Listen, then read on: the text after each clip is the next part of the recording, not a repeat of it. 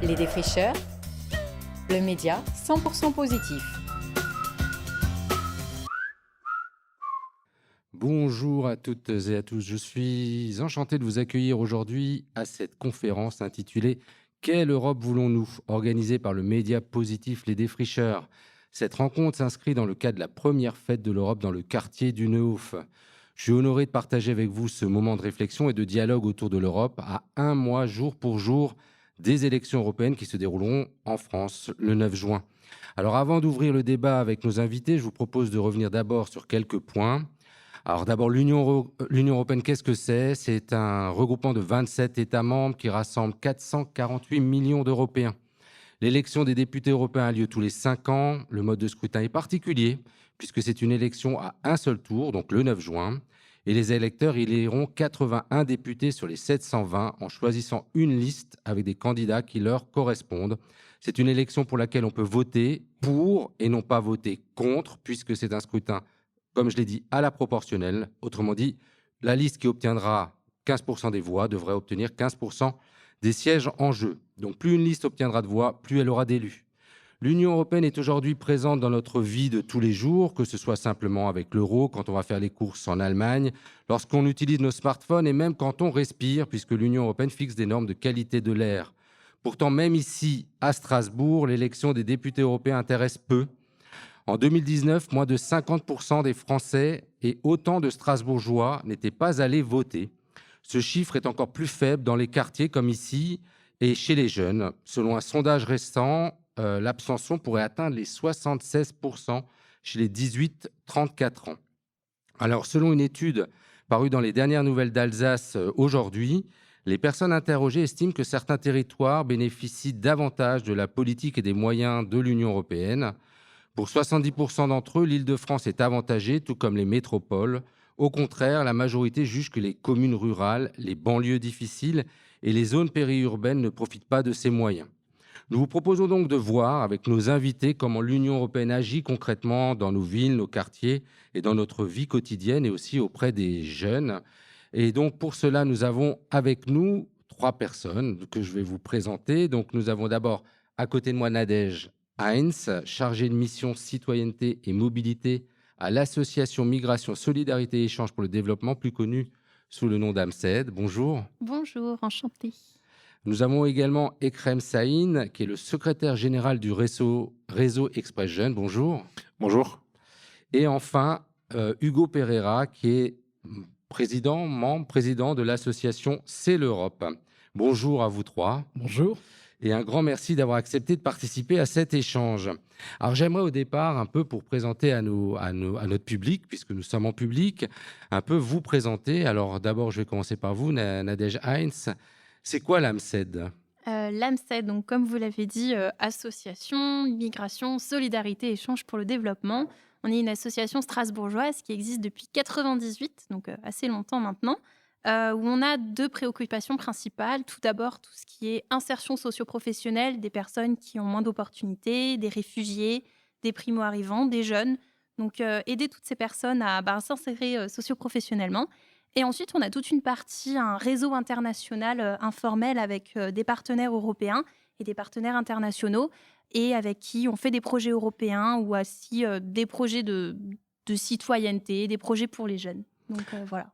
Alors on continue à le tour de table. Ekrem Sahin, c'est quoi le réseau Express Jeunes? Alors, le réseau Express Jeunes est une association aujourd'hui qui a fêté ses 30 ans. Donc, on a été créé en 1993. Peut-être commencer par rapport à l'historique, c'est-à-dire au niveau de sa création.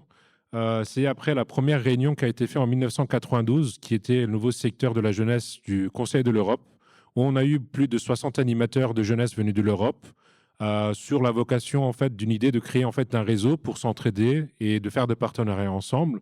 Et par la suite, donc ils ont eu l'idée. Donc moi, j'étais pas là ce jour-là, j'aurais bien voulu être, de créer en fait un réseau. Après, donc notre réseau, c'est la tête de réseau, donc est basée à Strasbourg.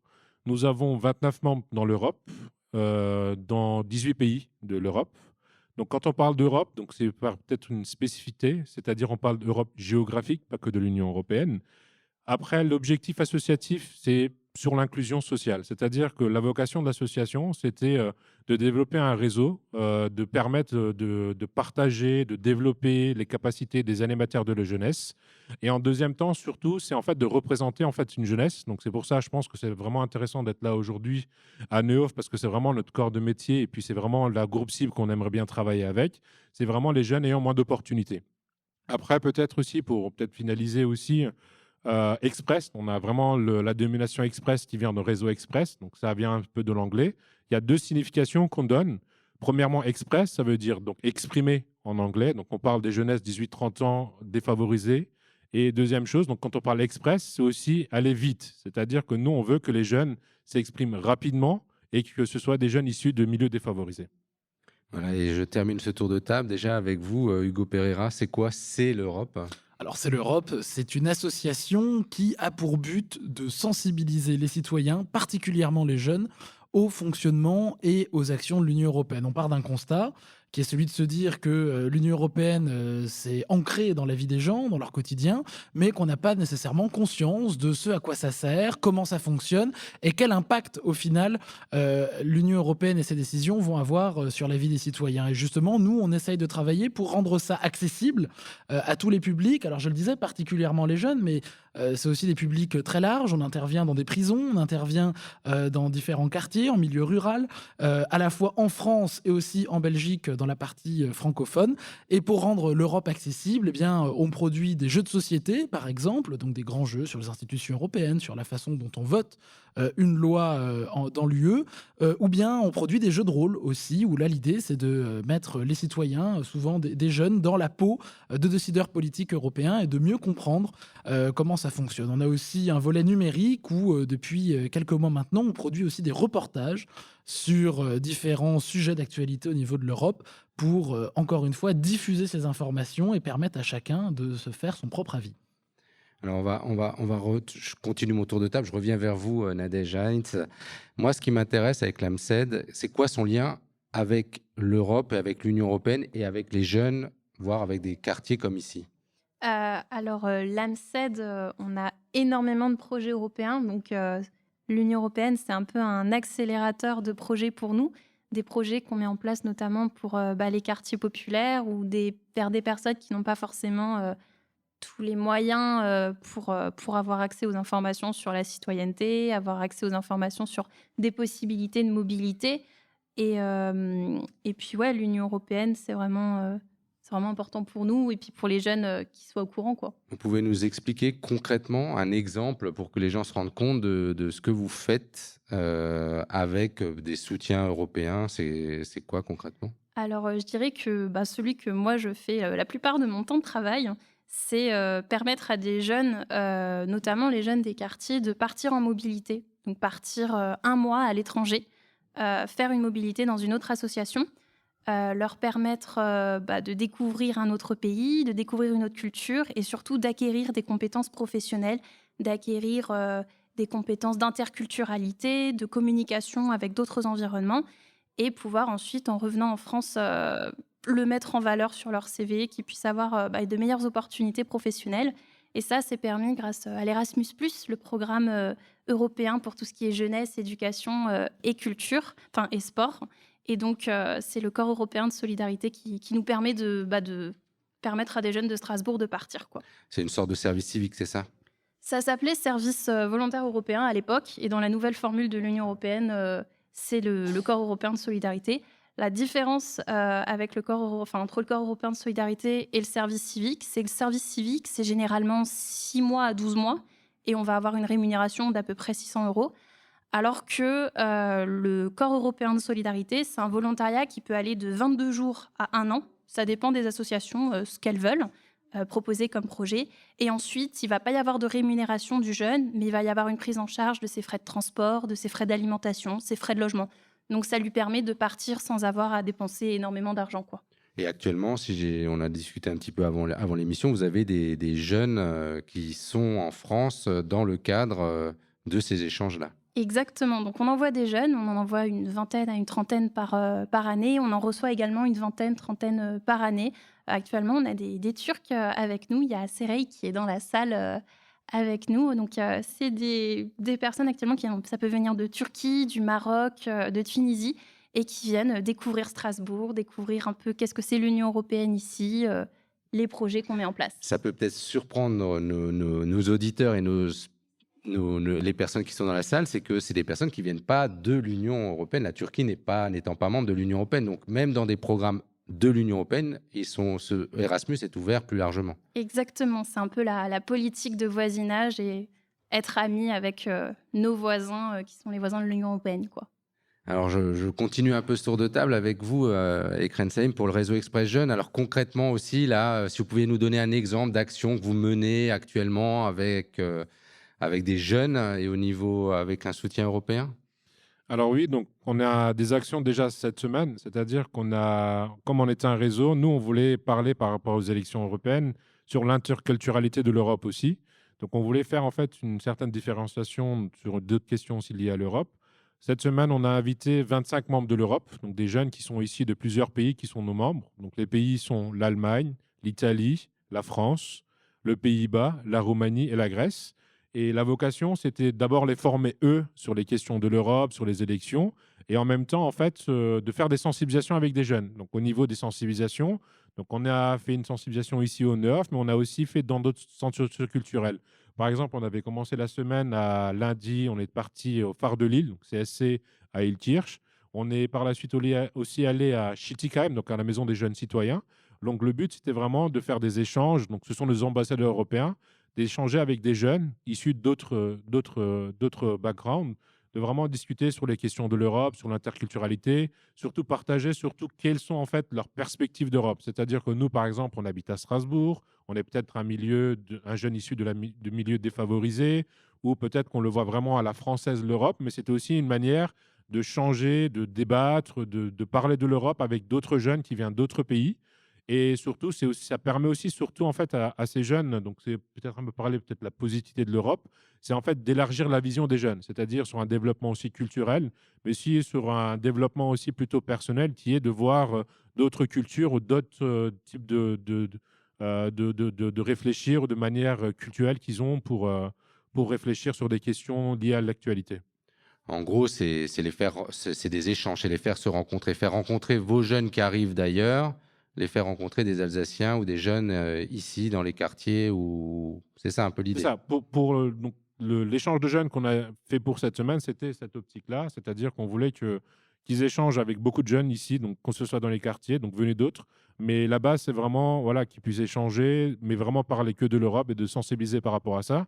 Et nous, ce programme-là, on l'a dénominé donc plutôt ambassadeur européen. On voudra aussi à ces jeunes, donc toutes les informations et les échanges qu'ils ont emmagasinés, dès leur retour, donc dans leur propre pays aussi expliquer donc, ce qu'ils ont vu à Strasbourg, dans les quartiers, ou tout ce qui est lié à l'Europe, toutes les informations qu'ils ont emmagasinées, pour que eux aussi puissent en fait des vecteurs d'informations qui rentrent dans leur propre réseau à eux localement, qui puissent expliquer ce qui est l'Europe et à quoi ça sert concrètement l'Europe. Alors vous, c'est l'Europe, hein. On est juste avant la campagne. On est pendant même la campagne des élections. Elle a débuté. On a des fois du mal à s'en rendre compte. Mais vous faites quoi alors pour aller vers les jeunes et les inciter peut-être à voter ? Eh bien, plein de choses. En ce moment même, par exemple, j'ai des collègues qui sont sur la place du Château à Strasbourg en train d'animer un stand où on propose un jeu qu'on appelle le Qui est-ce. C'est une sorte de tableau.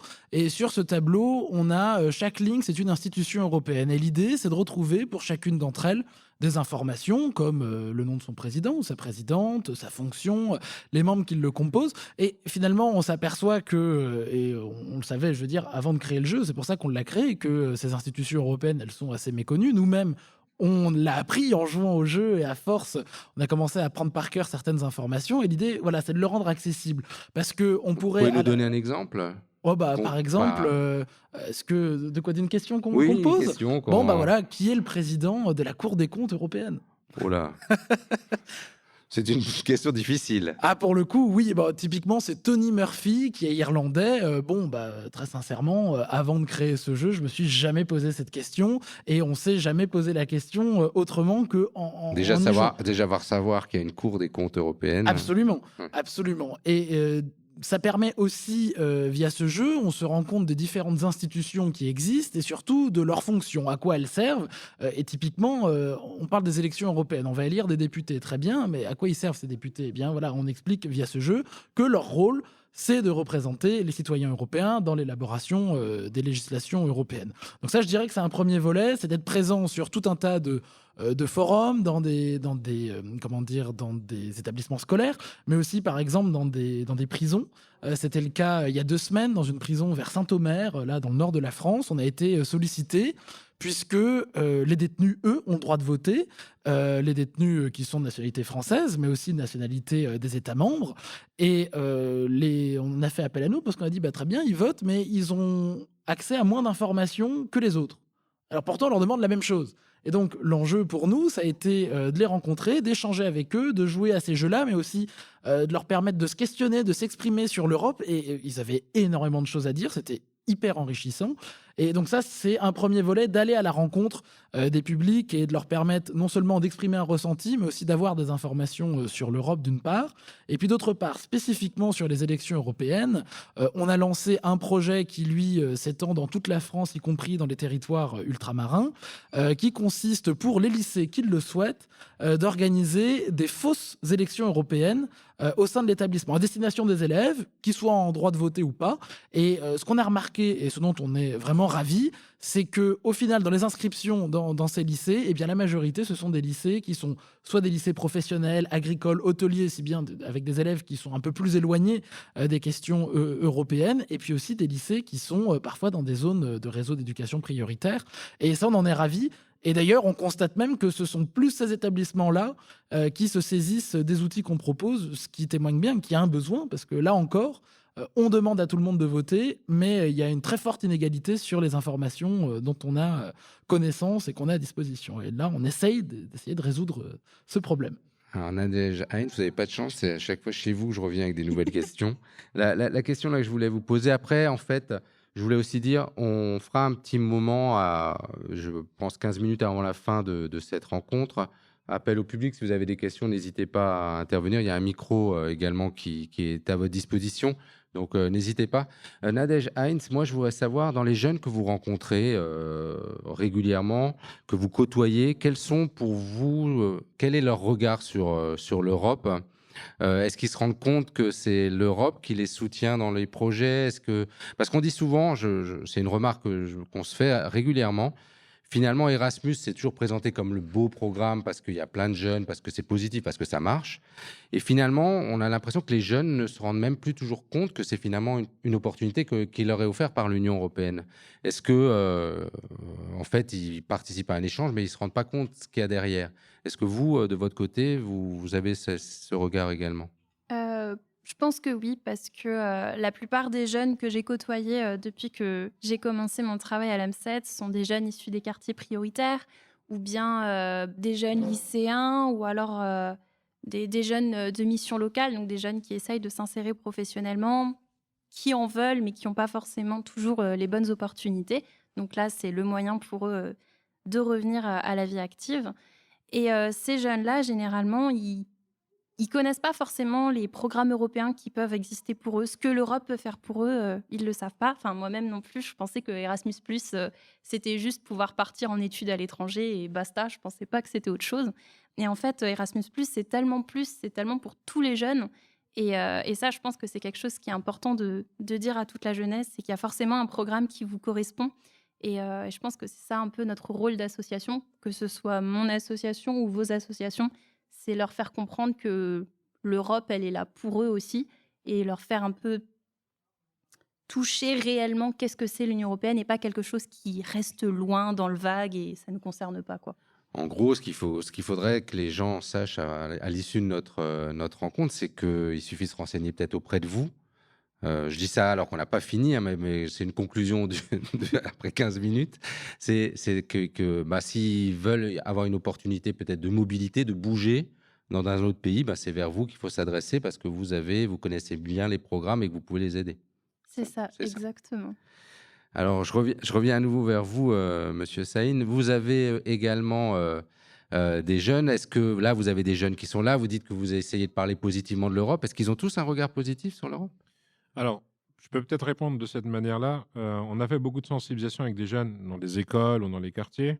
On va dire qu'il y a beaucoup de droits qui ont été acquis, qu'on ne connaît pas peut-être l'avant l'Europe. Donc, surtout, par exemple, on parle d'espace Schengen, on parle de l'euro. Mais concrètement, par exemple, l'espace Schengen, c'est quoi? C'est la possibilité d'y aller dans d'autres pays sans passer particulièrement dans des douanes, avec leur propre identité nationale, sans avoir voilà, de règles spécifiques. C'est vraiment un droit. C'est-à-dire qu'il y a quelques années, pour passer dans des pays voisins, on devait avoir des passeports, c'était des visas qu'on devait faire des demandes. Et puis la deuxième chose, c'est des droits, comme on dit, acquis, et puis ils ne voient pas vraiment ce que ça peut apporter. Je pense que c'est vraiment, parfois, nous, qu'on essaie de faire, par exemple, de faire des sensibilisations, ce que vous avez fait aussi en entrée, c'est vraiment de leur expliquer concrètement ce qui est l'Europe. Par exemple, 2017, par exemple, pour le roaming, c'est-à-dire tout ce qui est Internet à l'étranger, c'est vraiment l'Union européenne qui a apporté en fait ça. C'est un droit qui a été, ou c'est on va dire plutôt un privilège. Nous, avec les jeunes, ce qu'on veut, c'est on veut leur expliquer surtout ce que leur apporte l'Europe. Et de là, on arrive à un peu leur faire comprendre. Parce que là, c'est plutôt qu'est-ce que c'est l'Europe, ils ne connaissent pas trop. On essaie de les informer, de leur montrer sur leurs opportunités. Nous, on essaie aussi vraiment, voilà, donc des jeunes, au niveau des jeunes qui sont en fait dans les quartiers particulièrement, c'est quand on parle des jeunes qui sont dans les milieux défavorisés, ce sont des jeunes qui n'ont peut-être pas eu accès à déjà certains programmes. C'est des jeunes peut-être qui sont peut-être en marge de la société ou qui se sentent défavorisés ou qui sont peut-être discriminés donc, pour toute question. Et quand on leur propose, qu'on leur dit qu'il y a d'autres possibilités, que vous pouvez aller dans une mobilité, dans un autre pays, voir d'autres cultures, vous former sur certaines questions et que ce sera gratuit, donc il n'y aura aucun frais en charge, je pense que ça commence à un petit peu percuter chez eux. Et puis, c'est de leur montrer qu'il y a d'autres solutions. C'est-à-dire qu'il ne faut pas se focaliser peut-être sur certains problèmes, mais que l'Europe, il y a vraiment beaucoup de possibilités au niveau de l'Erasmus ou d'autres programmes qui fournissent vraiment des possibilités, que ce soit de mobilité, de formation, d'aide au niveau social, et qui peuvent vraiment les aider dans la vie quotidienne. Jean Chéry, pour vous, vous rencontrez des jeunes, mais vous leur proposez pas de participer à des échanges. Vous n'êtes pas un organisme qui va les envoyer, par exemple, à faire un. Mais quel est le regard des jeunes qu'est-ce que vous ressentez? Vous ressentez du scepticisme ou plutôt de l'indifférence? Comment vous ressentez les choses quand vous rencontrez des jeunes ou d'autres? Alors nous, effectivement, on n'envoie pas des jeunes à l'étranger. Ceci étant dit, aborder les programmes de mobilité, les opportunités que propose l'Union européenne pour la jeunesse, c'est une très bonne porte d'entrée pour derrière expliquer ce que c'est que l'Union européenne. Maintenant, sur le regard que porte le public qu'on rencontre, particulièrement les jeunes, sur les questions européennes, je dirais que si on n'a pas... Indifférence peut-être pas, puisque depuis finalement à la fois la question du Covid et la crise en Ukraine, enfin la guerre en Ukraine, de toute évidence, l'Union européenne a pris un rôle central dans un certain nombre de questions. Et là où, par exemple, il y a quelques années, on débarquait dans une classe, on parlait de l'Europe, on parlait de Van der Leyen ou quelqu'un d'autre, on ne connaissait pas. Là, bon, puisqu'il y a eu une médiatisation qui a été amenée par ces crises, il y a un petit peu quand même, il y a un petit peu de mieux là-dessus. Ceci étant dit, ce que je dirais, c'est que le problème, c'est qu'il y a un manque d'information qui est cruel, puisque au final, les médias parlent assez peu d'Europe. Entre 2015 et 2020, je crois que c'était 3,2% des sujets de JT en France qui concernaient l'Europe. On enlève Arte, on tombe à 2,1%. Alors Arte, c'est très chouette, mais on sait les audiences qui sont faites. C'est pas un des médias les plus mainstream, hélas. Finalement, le discours, ce qu'on peut entendre sur l'Europe, la plupart du temps, ça vient de qui? Ça vient des politiques. Et alors, les politiques, bon, ils ont le droit de parler, il n'y a pas de souci. Ceci étant dit, non seulement ils ne sont pas nécessairement des experts sur l'Europe et beaucoup commettent de grandes bourdes, premièrement, et en plus, ils ne sont pas là pour expliquer comment fonctionne l'Europe, mais ils sont là, je dirais, pour vendre leurs idées. Et naturellement, ça fait que ça peut biaiser le regard que les auditeurs ou que les téléspectateurs peuvent avoir quand ils assistent à ce type de discours. Et au final, on se retrouve, et ça arrive souvent, alors avec les jeunes selon le niveau, je dirais que parfois leurs avis reflètent un peu ceux de leurs parents. Mais sinon...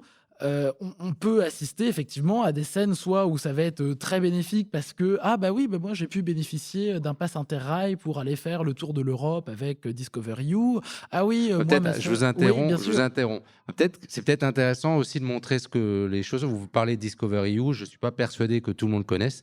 C'est quoi Discover You? Alors Discover You, c'est un programme qui a été créé par l'Union européenne en 2019, je crois, qui est une sorte de loterie en réalité. Dans l'année de ses 18 ans, on peut s'inscrire sur un site internet. Et si on est... Alors, on répond à des questions, ce qui fait qu'on a Bon, une c'est des sorte de questions classement. simples, hein. Oui, des questions très, très simples. On est ensuite tiré au sort ou pas. Et si on est tiré au sort, on remporte un pass interrail. Et un pass interrail, c'est un espèce de super ticket de train qui permet de prendre le train partout en Europe, de Édimbourg jusqu'à Ankara en Turquie. Donc, c'est extrêmement large. C'est même plus que l'Union européenne, hein, c'est l'Europe géographique. Et Discovery You offre ce fameux pass à des jeunes dans l'année de leurs 18 ans. Je crois que c'est 60 000 passes ou 70 000 peut-être 70 000, je crois. au niveau de l'Union européenne, dont une douzaine de milliers, je crois, en France. Et au final, ça, c'est une initiative qui tend à devenir de plus en plus connue, qui était assez peu connue au départ. Et parfois, on rencontre des jeunes qui disent « Ah oui, moi j'ai bénéficié de ça, mais alors, oui, bon, je sais que c'est l'Europe, mais vaguement. » Mais là, ça fait encore partie du biais qu'a l'Union européenne, si on devait le dire. Je ne sais pas si vous êtes d'accord. C'est un programme méconnu. Et finalement, c'est que des gens qui ont des sources d'infos, qui savent que l'année de leurs 18 ans, donc ils ont 2 dates où ils peuvent s'inscrire pour bénéficier de ce pass gratuitement. Normalement, il y a peu de gens qui sont exclus parce qu'il y a, je crois, 70 000 ou 80 000 jeunes qui participent finalement l'année de leurs 18 ans. C'est pas tellement. Donc là aussi, si vous, et je le dis de nouveau parce qu'on est en public, si vous avez des jeunes de 18 ans, de l'année de leurs 18 ans autour de vous, retenez qu'il y a un programme qui s'appelle Discovery You et qu'il est ouvert à tous, pas seulement à ceux qui connaissent. Et pour rebondir finalement sur ce qui s'est dit, pour moi, il y a 2 soucis avec finalement ce que met en place l'Union européenne. C'est que d'abord, ça touche clairement en priorité des gens qui ont l'info, et les gens qui ont l'info, ce sont généralement des gens qui ont les moyens d'avoir ces infos-là, pas nécessairement des moyens financiers, mais qui connaissent un tel, qui ont accès plus facilement à l'information, etc. Donc ça, c'est un premier biais, effectivement. Et un second, Qui je vous dirais connaissent. Comment ? Ils vous connaissent, alors ils sont à l'info. Alors voilà, on essaye justement, c'est pour ça qu'on en parle à chaque fois. Et puis en plus, à chaque fois qu'on en parle à des gens, ça peut se diffuser.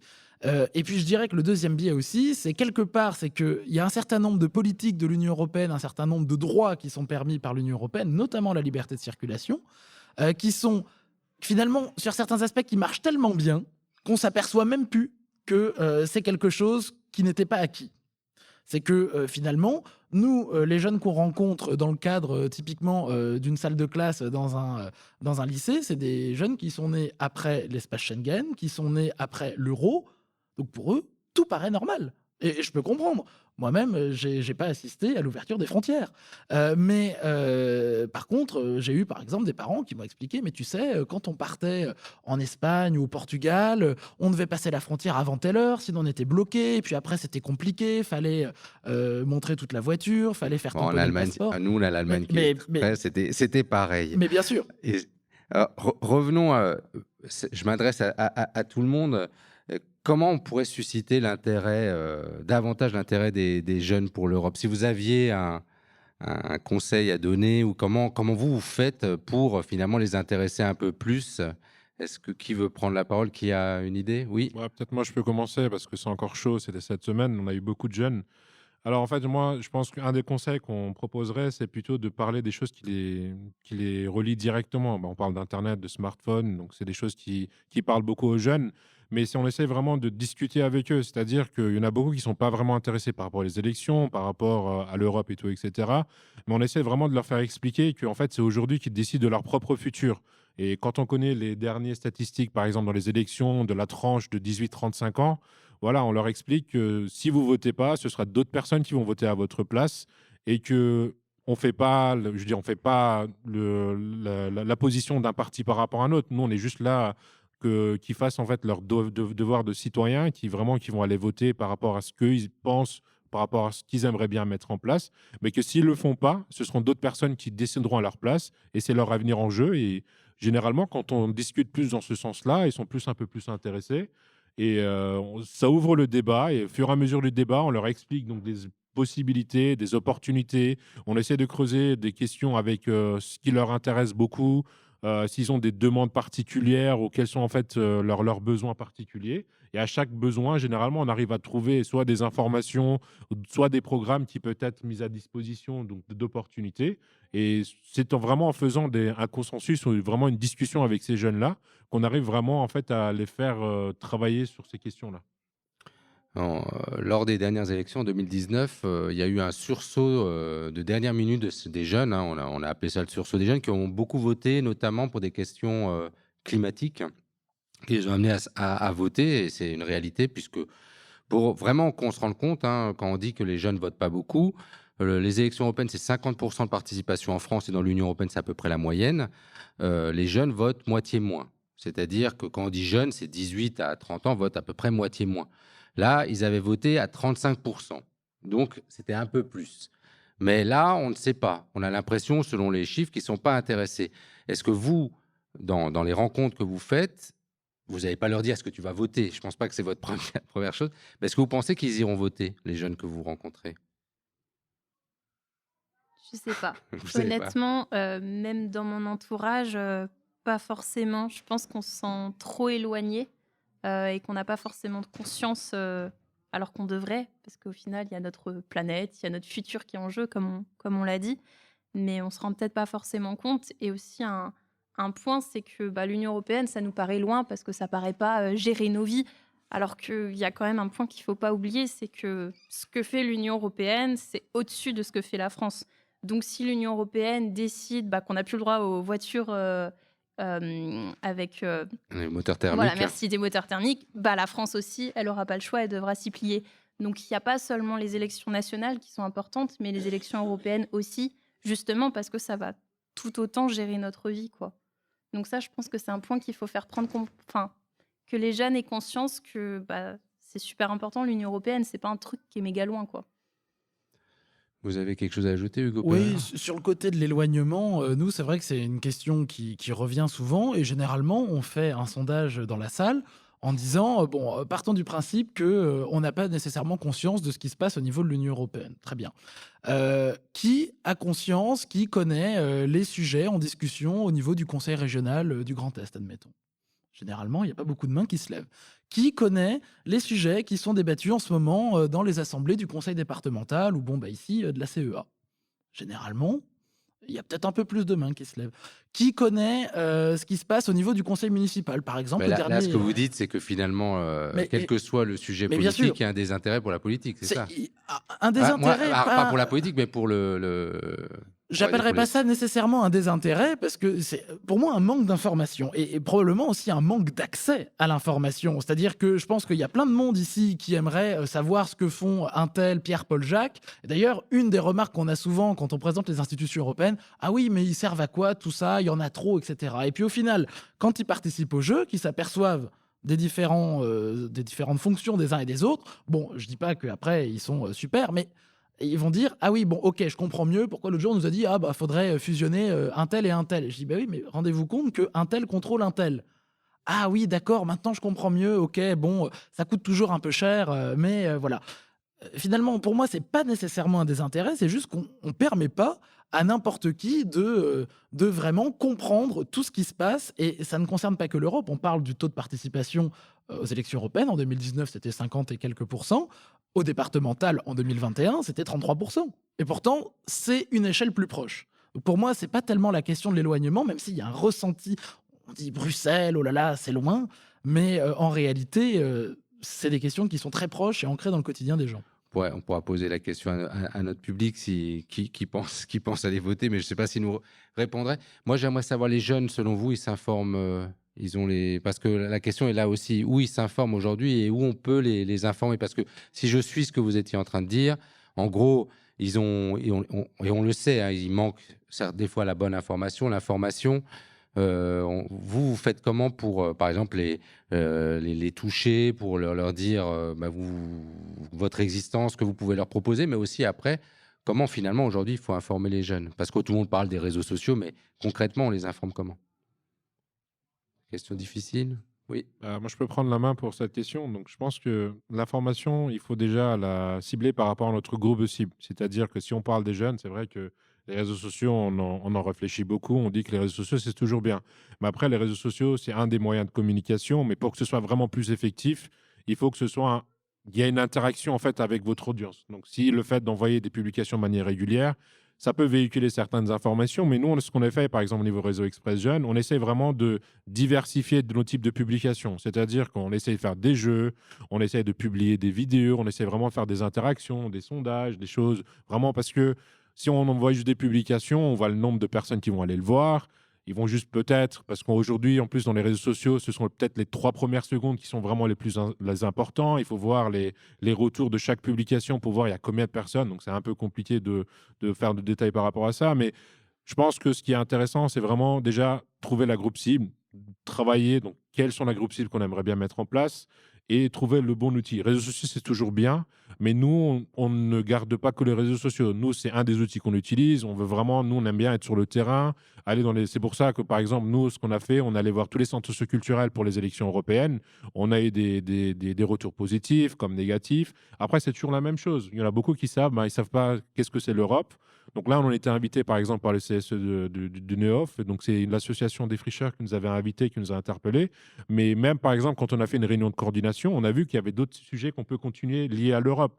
Donc, c'est des choses qui, parfois, qui sont peut-être mal exprimées, mais ça doit être en fait un ensemble d'outils qui doivent qui doivent s'additionner pour vraiment avoir une bonne communication effective.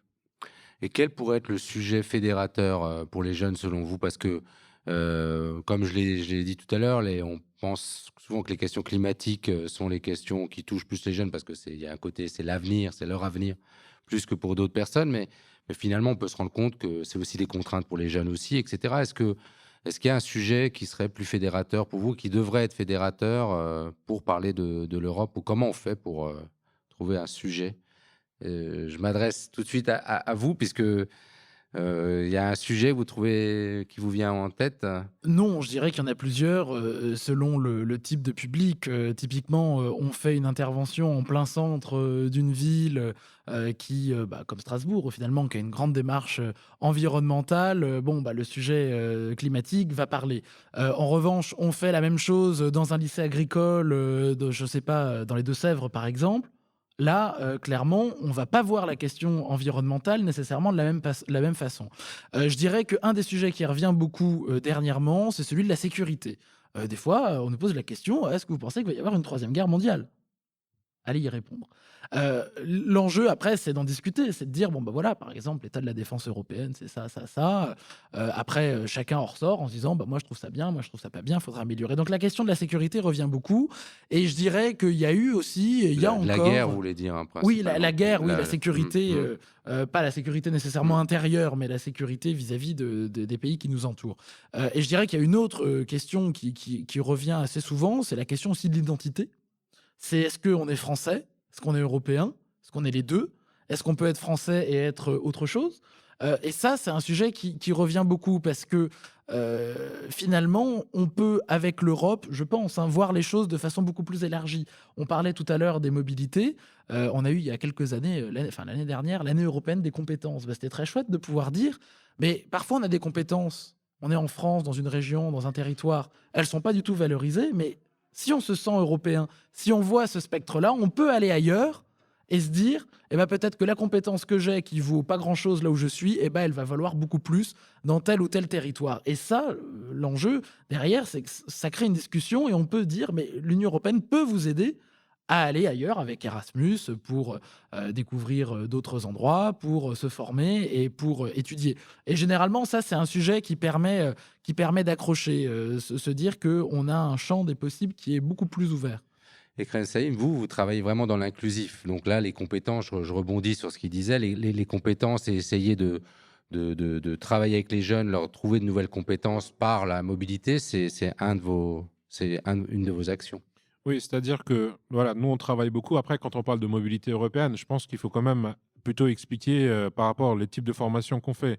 C'est-à-dire que nous, on fait des formations de type non formel. C'est-à-dire que généralement, quand on dit mobilité formation, ce ne sont pas des sessions de formation avec un prof qui vient, qui explique de manière régulière sur plusieurs thématiques, mais ce sont plus des jeux, des animations, des activités en groupe. C'est vraiment trouver le potentiel en fait des jeunes sans avoir à avoir en fait, c'est plus créer en fait une interactivité. Et c'est plus dans ces sens-là qu'on essaie vraiment de travailler. Après, donc, pour aussi un peu répondre à ce que vous avez dit comme question avant, c'est-à-dire que pense qu'il n'y a pas une question particulière à mettre. Moi, je pense plutôt qu'il faut s'adapter en fait au public qu'on a. Il ne faut pas qu'on projette en fait notre propre cadre, mais plutôt s'intéresser aux jeunes qui peuvent leur intéresser. Mais j'ai vu plein de choses, par exemple, dans certains sociaux culturels, on faisait des concours, par exemple, j'ai vu des concours avec des dessins. Il y avait des choses, par exemple, comme il y a les Jeux olympiques, peut-être un peu travailler pour tout ce qui est sportif, trouver des noms de sportifs. Je pense qu'il n'y a pas un sujet particulièrement, mais ça va dépendre vraiment du groupe cible et de discuter vraiment par rapport à ce qui leur intéresse. Un exemple concret que je peux donner, on était à l'ICAM. Je sais qu'à l'ICAM, une partie de leur parcours, ils font de l'Erasmus. Et donc, c'était bien un peu de leur expliquer que c'est leur choix. Donc, c'est bien de bénéficier d'un programme, mais qu'il faut vraiment qu'ils vont aller voter s'ils veulent vraiment le maintien de ce programme-là. Donc, ce sont des politiciens qui vont aller derrière voter et faire des législatives. Et si eux, par exemple, n'expriment pas leur voix sur leur souhait, sur leur propre futur, donc cela veut dire que ce sera d'autres qui vont voter à leur place. Et il y a même peut-être une possibilité que demain, il n'y aura plus d'Europe, quoi. Ce n'est pas l'idéal qu'on a actuellement de notre projet européen. Oui, ça me fait rebondir sur aussi le fait que dans de nombreux pays, il y a un certain vote hein, qui a priori, devrait augmenter, y compris chez les jeunes. Parce que, bon, voilà, le vote des extrêmes, c'est pas seulement une catégorie, on va dire, ça concerne aussi les jeunes. Comment vous comprenez, vous interprétez, vous, ce vote ça, je parle plus personnellement. Comment vous, qui travaillez avec des jeunes, vous percevez le fait que il y en a certains qui puissent exprimer un vote à cet âge-là vers des extrêmes? Oui. Alors, moi, peut-être expliquer les derniers témoignages qu'on a eus, comme ça, pas vraiment généraliser, mais de ce qu'on récupère régulièrement, c'est en fait un sentiment d'éloignement de la politique parce que on entend des jeunes surtout dire que, par exemple, les politiciens font beaucoup de projets, en fait, ils donnent beaucoup de choses en information, ils projettent beaucoup d'informations, ils disent qu'ils vont faire beaucoup d'actions, mais qu'au final, qu'ils ne font rien, donc ils se retrouvent pas. Et la deuxième chose que j'ai vraiment retrouvée cette fois-ci, et puis ça, je m'attendais pas à voir ça, en fait, j'ai rencontré une jeunesse qui se retrouve plus en fait avec les politiques d'aujourd'hui. C'est-à-dire qu'ils se sentent vraiment pas représentés par les partis actuels ou plutôt les projets actuels. Et puis, aux différents échanges qu'on a eus, si vous vous retrouvez pas, donc il faut faire une action. Moi, c'est ce que je leur ai dit. C'est soit vous rentrez dans les partis classiques sans donner une partie particulièrement, mais il faut, si vous n'exprimez pas votre voix, ce sera d'autres personnes qui vont le faire à votre place. Et puis, c'est comme ça que ça va continuer. Mais voilà, mais moi, je pense qu'aujourd'hui, la jeunesse, la raison principale, c'est soit ils ne se retrouvent pas vraiment au niveau des politiques, ils ne s'intéressent pas beaucoup par rapport à ça, ou sinon ils sont vraiment déçus des politiques actuellement. C'est vraiment la majorité des retours qu'on a eus. Et puis nous, on leur dit réellement, si vous êtes déçus, vous pouvez être actif, pas particulièrement peut-être en politique, mais je ne sais pas, ça peut être dans l'associatif ou juste en tant que citoyen, vous pouvez vraiment exprimer votre voix. Moi, l'exemple que je leur donnais, c'est que c'est eux qui décident, par exemple, la personne qui va être l'eurodéputé, qui va, par exemple, élire le président du Parlement. Si vous pensez que votre eurodéputé n'a pas fait toutes les choses qu'il vous avait promis, donc toutes les promesses qui ont été données, avec votre voix, ce que vous pouvez faire, c'est qu'en disant à cette personne, écoutez, vous avez eu 5 ans, vous nous avez promis autant de choses, vous n'avez rien fait, et donc nous, on est contre que vous êtes réélu, et puis comme ça, ils auront la possibilité de changer ces personnes-là. Ouais, c'est encore qu'il faudrait qu'ils sachent ce qui a été fait. J'ai une question que j'aimerais vous poser à tous les trois avant de conclure et de proposer aux personnes qui sont avec nous pour cette conférence. Quel serait pour vous le projet où vous voudriez que l'Union européenne fasse dans les 5 prochaines années? Quel serait pour vous, mais là, à nouveau personnellement, est-ce que vous avez une idée de quelque chose que vous voudriez que l'Europe fasse ou que vous avez une préoccupation? Voilà, une idée de projet où vous aimeriez que l'Europe elle s'engage sur un sujet précis. Nadège, je vois vos yeux, je vois que la question vous surprend un peu, mais c'est un peu pour aussi le sujet de notre conférence, c'est quelle Europe voulons-nous, mais qu'est-ce que vous voudriez que finalement l'Europe fasse? Si je peux commencer, si ça vous dérange pas. La réponse la plus logique, c'est sur l'environnement. Parce que si on n'a pas de demain, c'est un peu compliqué d'avoir une Europe, une Union européenne et d'être solidaire. Donc ça, c'est le premier point. Mais après, je pense qu'un point vraiment très important sur lequel l'Union européenne doit travailler plus qu'elle ne le fait encore, c'est surtout ce qui est la sécurité, mais la sécurité en ligne. Faire en sorte que les réseaux sociaux, ce soient des endroits où il n'y ait pas de discrimination, il n'y ait pas d'inégalité. un endroit Pas de harcèlement. pas de harcèlement, exactement, tout ce qui est sécurité des jeunes, mais aussi sécurité des moins jeunes en ligne, faire en sorte qu'il y ait un accès de tous à Internet et autres, parce que Internet, au final, Internet, l'intelligence artificielle, qu'on le veuille ou pas, c'est le futur. Donc c'est important que tout le monde puisse être safe sur ces plateformes, quoi. Et vous, Alors, moi, ce que je peux dire, peut-être déjà au niveau du réseau, et puis je pense qu'aussi c'est un peu mon idée personnelle. Il faut pas oublier que le projet européen, donc c'était après la Deuxième Guerre mondiale, c'était vraiment le maintien de la paix et de reconstruire en fait l'économie européenne. Je pense qu'aujourd'hui, il faut pas oublier qu'il n'y a pas beaucoup d'exemples dans le monde, qu'il y a 27 pays qui sont mis d'accord sur plusieurs questions, sur plusieurs règles pour qu'ils puissent maintenir certaines paix et en plein de différences culturelles, historiques. Je pense que c'est un projet qu'il faut vraiment continuer, donc vraiment avoir peut-être une priorité là-dessus, donc de retravailler là-dessus. Mais c'est aussi surtout un peu sur tout ce qui est l'inclusion. C'est-à-dire que je pense qu'il y a beaucoup de jeunes ou beaucoup de populations qui ne se sentent pas représentées, qu'il faut travailler. En fait, il y a deux choses que j'aimerais bien, c'est de redéfinir peut-être ce qui est l'inclusion sociale et vraiment retravailler par rapport à ça, parce qu'il y a beaucoup de choses qui sont passées. Je pense qu'il y a aussi une certaine, la population aussi a peut-être s'est transformée sur plusieurs questions. Je veux dire, par exemple, on a l'après-Covid, c'est-à-dire qu'on n'a plus le même lien avec les personnes au niveau du travail. Moi, je pense qu'on doit redéfinir l'inclusion sociale déjà en fait au niveau des jeunes. Il faut qu'on se rapproprie vraiment le projet européen, c'est-à-dire qu'on puisse vraiment continuer, qu'on puisse avoir une certaine solidarité européenne, qu'on puisse vraiment échanger toujours culturellement et qu'on puisse vraiment travailler sur ces questions-là pour qu'on puisse continuer sur notre idéal européen. vous travaillez aussi beaucoup dans des pays en zone de conflit, ou dans des pays où ils étaient en conflit. Oui, c'est ça. C'est-à-dire qu'au niveau des membres, on a des membres qui sont dans le Caucase. Donc, on a la Géorgie, on a l'Azerbaïdjan et on a aussi l'Arménie qui sont membres. Donc, on avait aussi la Bosnie. Donc, on avait aussi des conflits historiquement côté. Mais on a beaucoup de nos membres qui sont aussi. On avait des membres, pas officiellement, mais la Biélorussie, qui ne le sont plus parce qu'en Biélorussie, être animateur de jeunesse, c'est recaractérisé en tant que je ne sais plus la Dissident définition, politique. mais c'était pas politiquement correct. Donc, on n'a plus de nombre officiel et on n'essaie pas de les nommer dans les activités qu'on fait, mais on essaie vraiment de travailler sur ces questions-là aussi. Alors, je termine avec vous, Hugo Pereira. Ouais, je dirais que ce qui me paraîtrait essentiel pour l'Union européenne dans les années à venir, c'est que les citoyens, et dans mon cas particulièrement les jeunes, puissent être au cœur vraiment de ce qui se fait au niveau de l'Union européenne.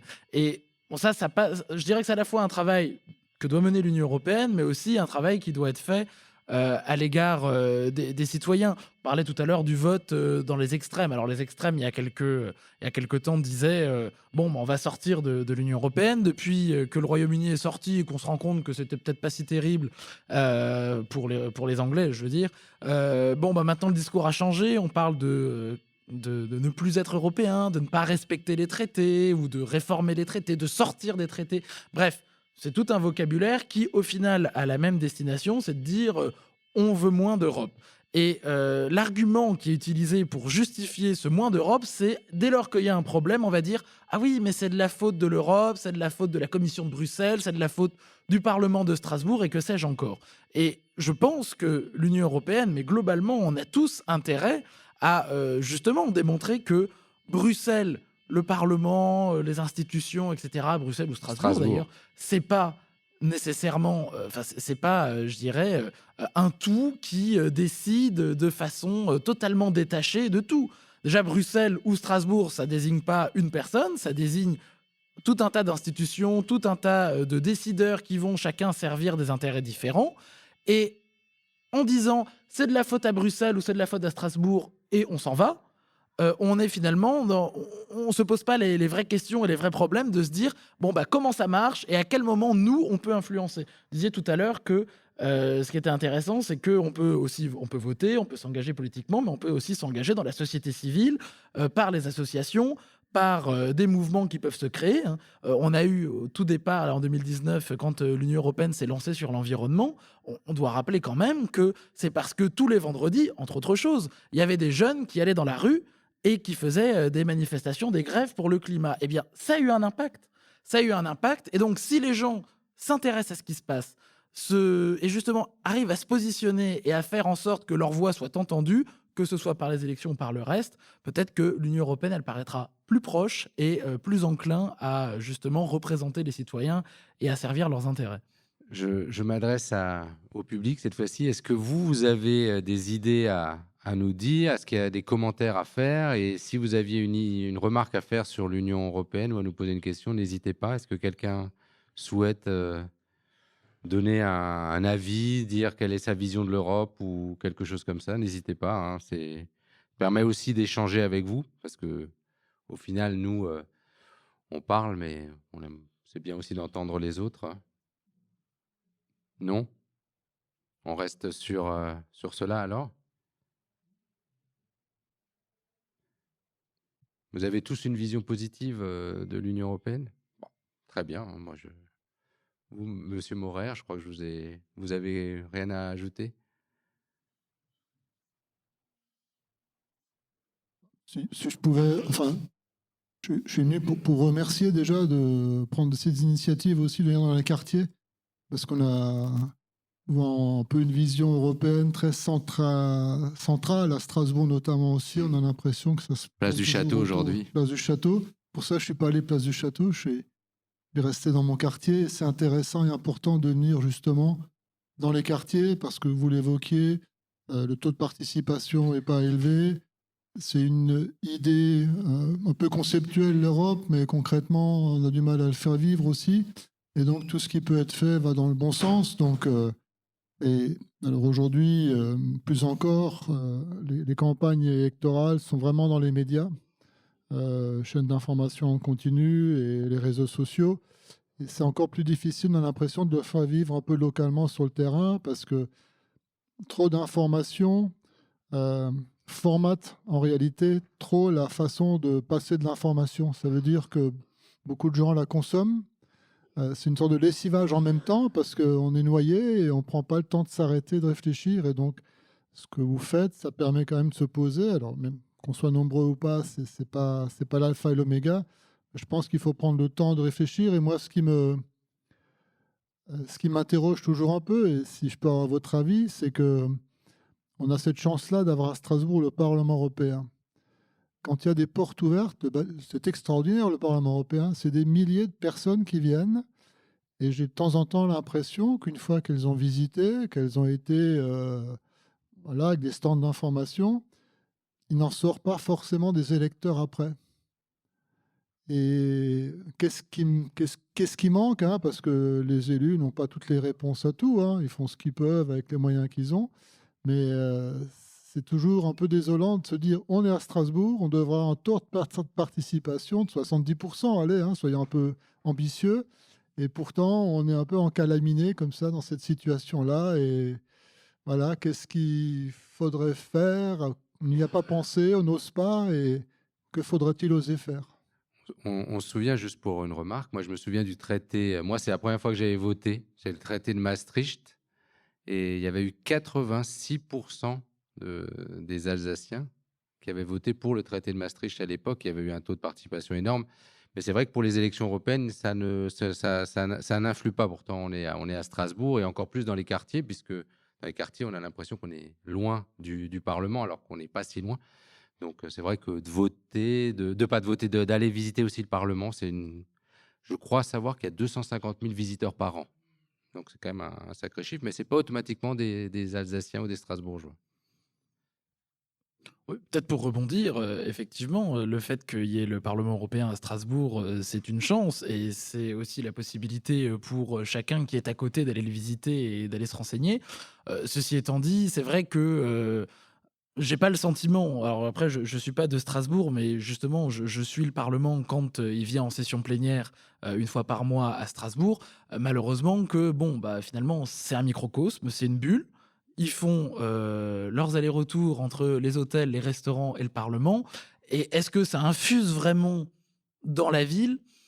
Je trouve qu'il y a beaucoup d'événements pendant les sessions, mais il n'y a pas toujours beaucoup de participants. Mais si vous recherchez des événements pendant la session, là, je vous avoue que les députés se déplacent et font des conférences. Mais c'est vrai qu'on voit bien que les conférences, c'est peut-être pas l'outil toujours le plus adéquat pour.